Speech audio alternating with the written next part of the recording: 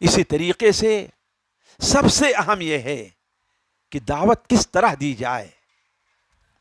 اللہ تعالیٰ جہاں نبی کو دعوت کا حکم دیا ہے وہیں دعوت کے اسالیب ہیں کہ ادعو الی سبیل ربک بالحکمت والموعظۃ الحسنۃ وجادلھم باللتی ہی احسن.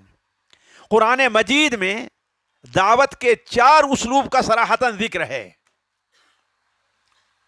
کوئی بتائے گا وہ چاروں کون کون سے ہیں؟ بلکہ 5 آپ کہہ سکتے ہیں. قرآن مجید میں دعوت کے جو اسالیب ذکر ہوئے ہیں: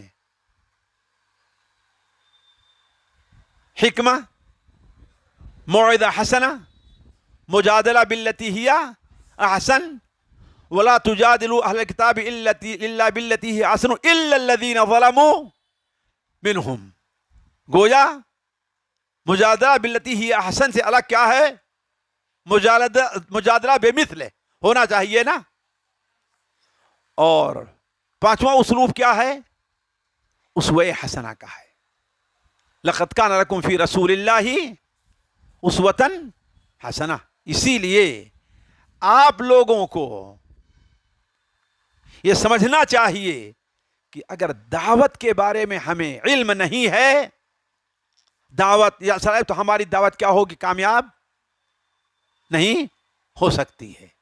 کون سی بات کیسے کہاں کیسے کہی جاتی ہے، کون سی بات کیسے، کون سی بات کیا ہے، کب اور کیسے کہی جاتی ہے، یہ سلیقہ ہو تو ہر بات سنی جاتی ہے کہ نہیں ہے؟